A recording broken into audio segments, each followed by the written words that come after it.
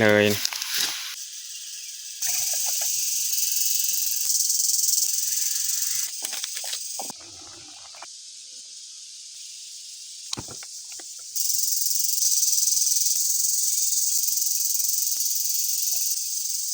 อย่าลืมกดไลค์กดแชร์และกดติดตามเด้อพี่น้อง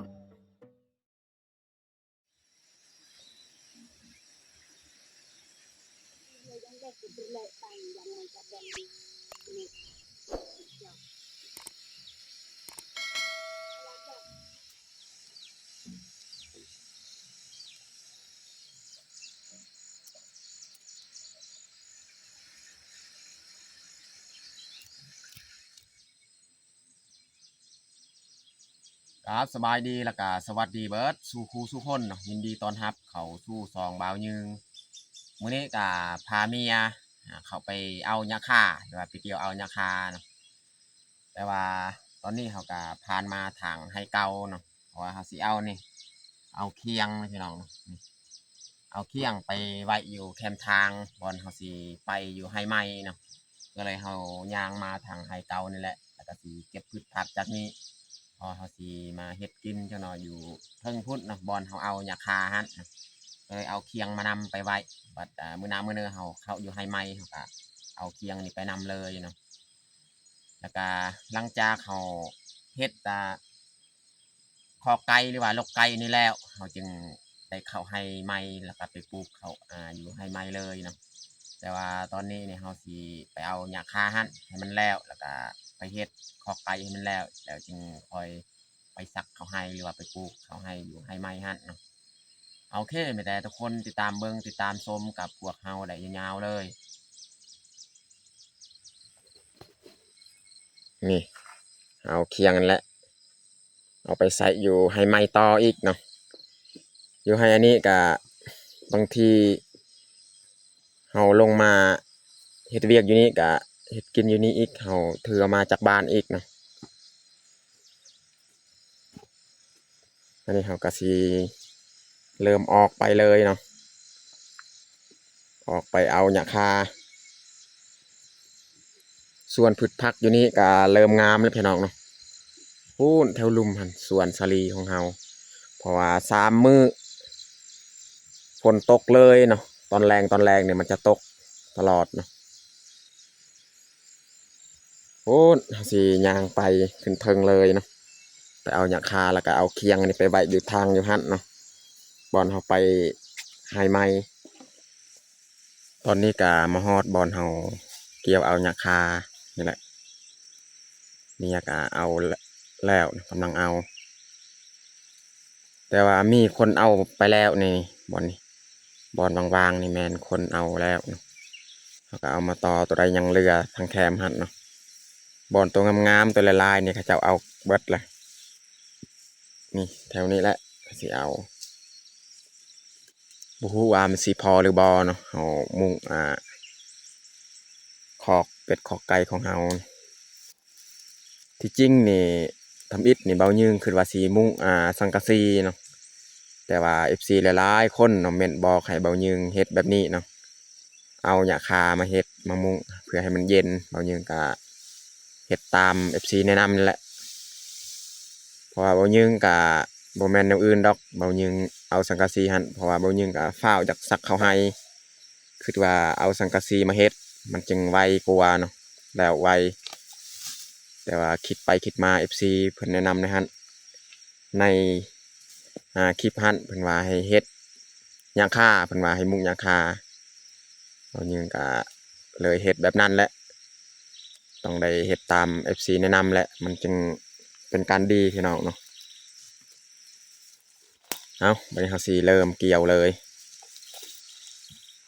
แต่ว่าหญ้าคานี่มันเปียกเพราะว่าฝนตกพี่น้องเบิ่งนี่มันเปียก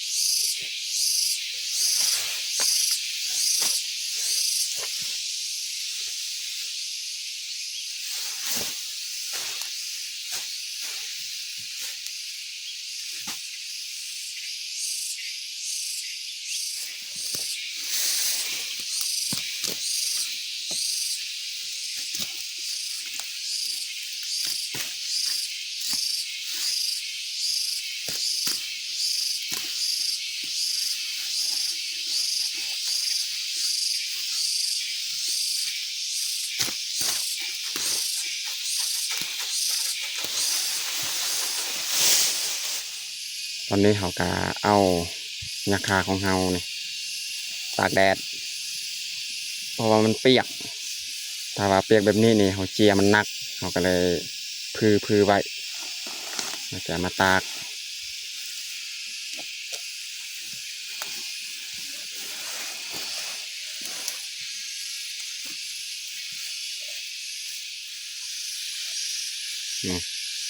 เอาพือไว้เลยแบบนี้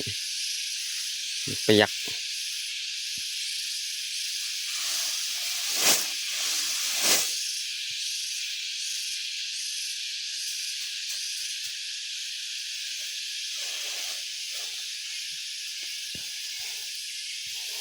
ถ้าว่ามันแห้งเขาก็เอาไปมัดเป็นมัดอีกนะ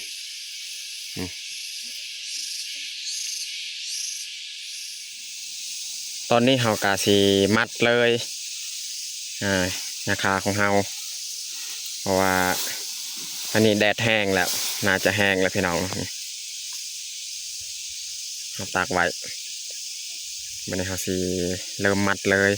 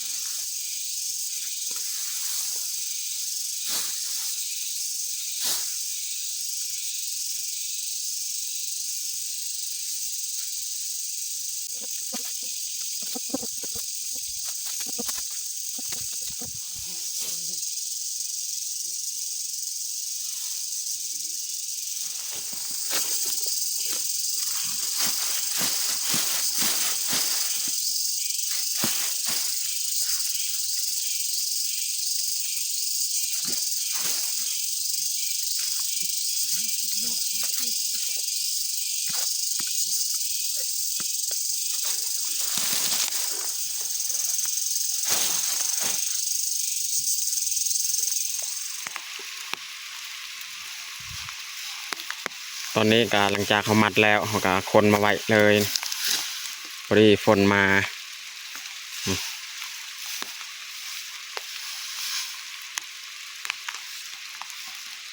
สำเร็จเอาคนไว้เอามัดเรียบร้อย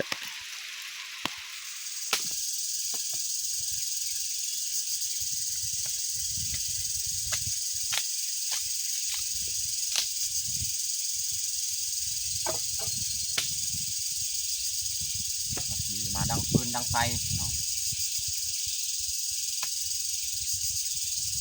อาหารเที่ยง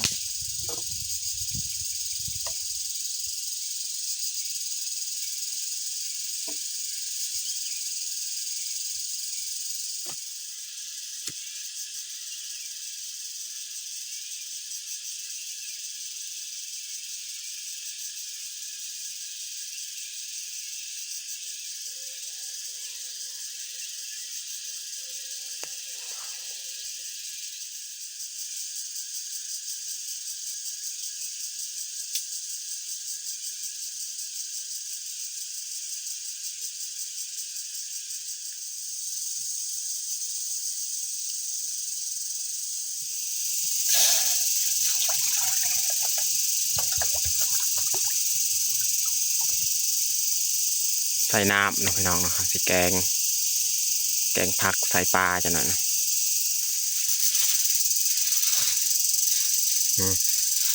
ปลาแห้งเอามาปลาแห้งอันนี้มันผักเผาเก็บจากสวนเมื่อกี้แหละพอเขามาผ่านทางไฮ นี่ปลาแห้ง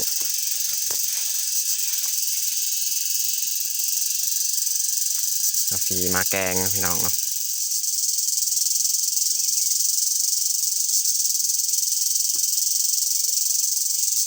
วันนี้เขาจะมาปรุงเลยเพราะว่ามักพริกกระเทียมเขาจะตำมาจากบ้านเรียบร้อยเนาะ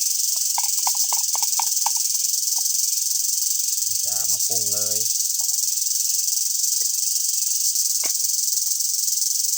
น้ำจะเดือดใส่หัวสิไข่ใส่ผงนัวใส่เกลือแล้วก็ใส่ปลาแห้งของเราเลยพี่น้อง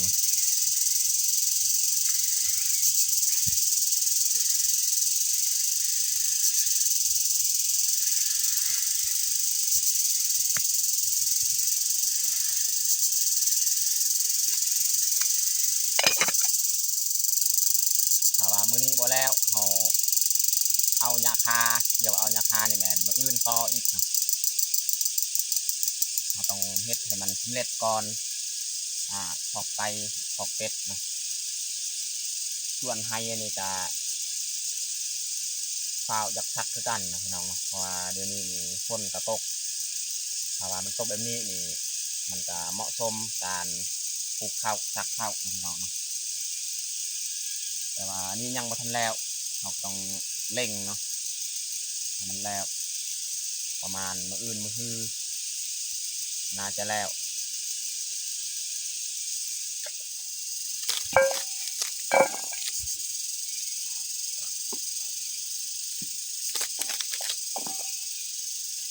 เราจะหั่นผักกาด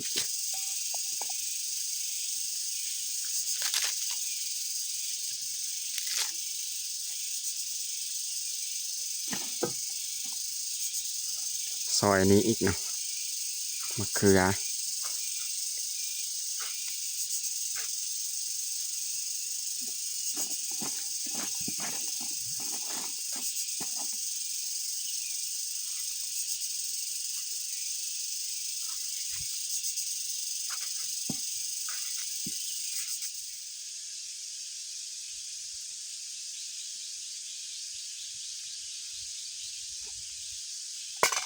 เดี๋ยวเราจะใส่เลย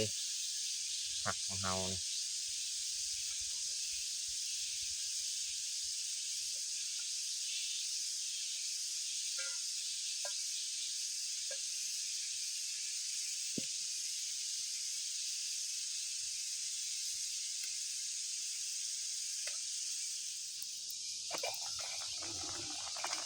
ตอนนี้ก็สุกเรียบร้อยแกงของเราแกงปลาใส่ผักกาดสุดท้ายนี่ใส่นี่หอมบัว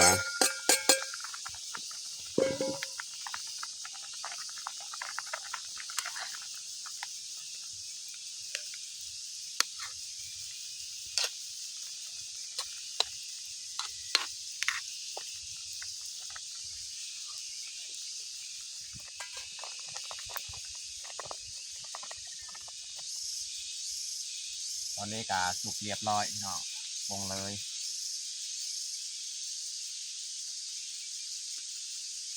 เห็ดกินอยู่ป่าอยู่ดงกะประมาณนี้แหละเนาะเดี๋ยวจักน้อยกะสิเอิญเมียเอาตักมากินแล้วสิเอิญเมียมากินข้าว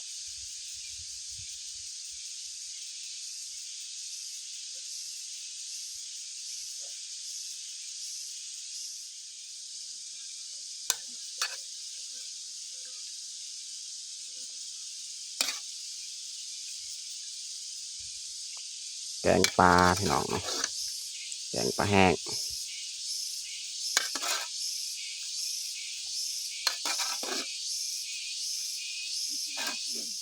เทน้ำใส่บาดนี้ได้แล้วนี่แกงปลาแกงปลาแห้งใส่ผักกาดแจวพี่น้องนี่เรียกว่าปนปลาจากบ้านพี่น้องมาจากบ้าน ตอนนี้ก็เรียบร้อยแต่งข้าวของเฮาแกงปลาแห้งใส่ผักกาดแล้วก็ปนปลานี่หรือว่าแจวเอามาจากบ้านสำหรับอาหารเที่ยงของเฮากับบัดชำนี้แหละ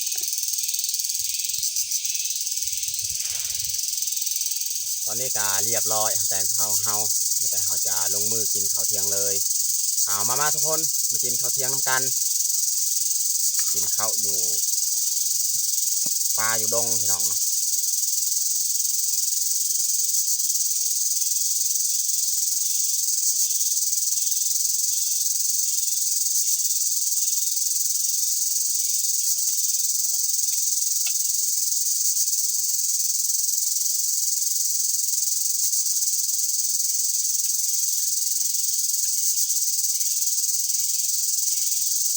อันนี้เป็น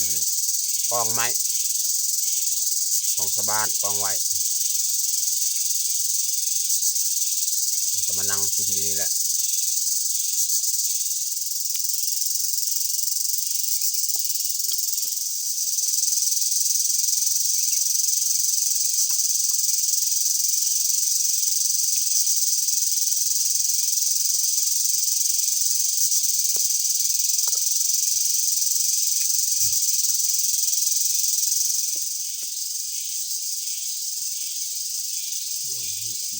ลำอีกดอง